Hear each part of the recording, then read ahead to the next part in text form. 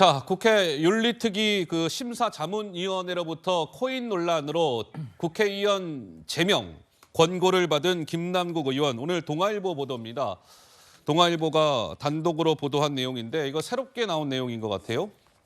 그동안에는 이제 김남국 의원 본인이 코인을 이렇게 저렇게 막 거래를 했다. 근데 그 과정에 불법, 위법이 있었던 것 아니냐, 상임위 중에 코인 거래한 거 아니냐, 이제 이 김남국 의원 본인 거래와 관련된 논란이었는데 이번에는 김남국 의원의 가족 이야기가 등장합니다. 자, 김남국 의원의 어머니 그리고 김남국 의원의 여동생이 2020년을 전후해서 2020년 4월에 김남국 의원이 총선에서 경기 안산 단원을에서 이제 총선에서 당선이 돼서 국회의원이 됐는데 그 시기 전후해서 김남국 의원의 모친과 김남국 의원의 여동생 이 코인 지갑에서 수천만 원 정도의 코인이 거래된 정황을 검찰이 그것을 확인해서 지금 추적 중이다. 이런 겁니다.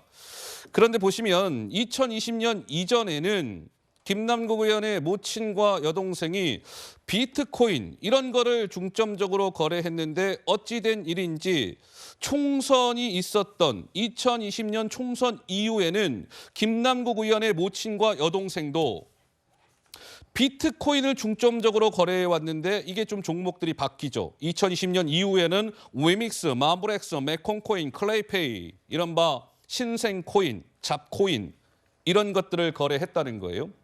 근데 저 코인들은 어디서 많이 이름을 들어봤죠? 김남국 의원도 한때 소유했거나 현재 소유하고 있는 코인들이었다.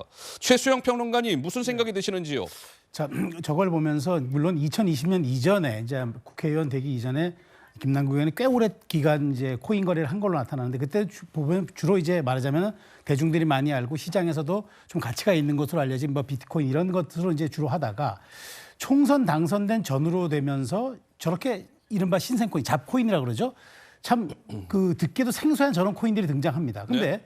중요한 것은 과연 그러면은 그 전에 했던 것은 그럼 김남국 의원이 개인 자격을 했다 치더라도 과연 그러면 2020년 여기서부터는 김남국 의원의 국회의원 신분이 어떤 영향력을 끼쳤느냐 이 부분이 한번 주목돼야 될 것 같고 두 번째는 가족들이 본인도 소유했던 코인에 차명으로 또 한 것인데 자 70대 어머니가 새벽 시간에 스마트폰으로 거래했다? 어허.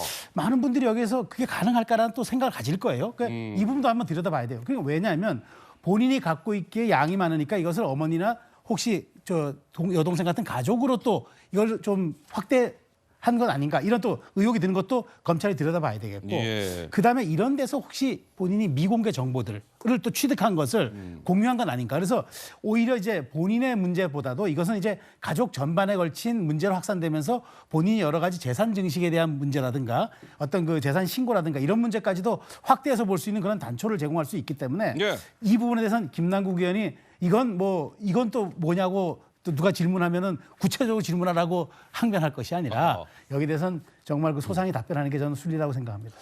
자, 이 동아일보 보도와 관련해서 동아일보는 김남국 의원의 해명을 듣기 위해 수차례 연락을 시도했지만 닿지 않았다.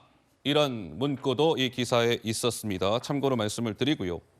김남국 의원 그동안 이 코인 거래와 관련해서 여러 차례 김어준 씨 유튜브 등에 출연해서 억울합니다. 이런 취지의 주장을 했었죠. 한번 들어보시죠.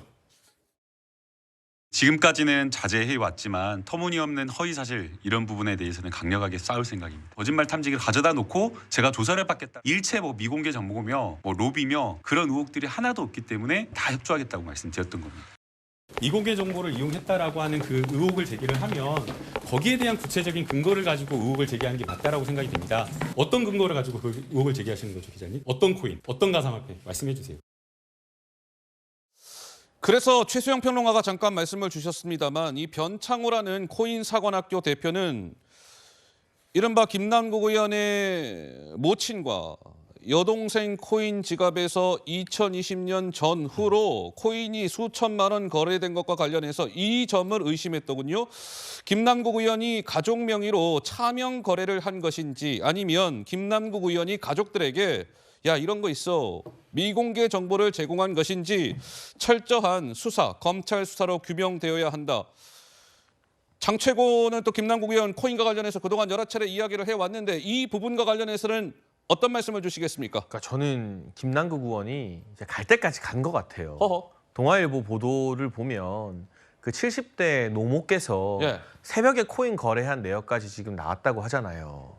그런데 상식적으로 70대 노모께서 새벽에 거래를 할 일이 있겠습니까?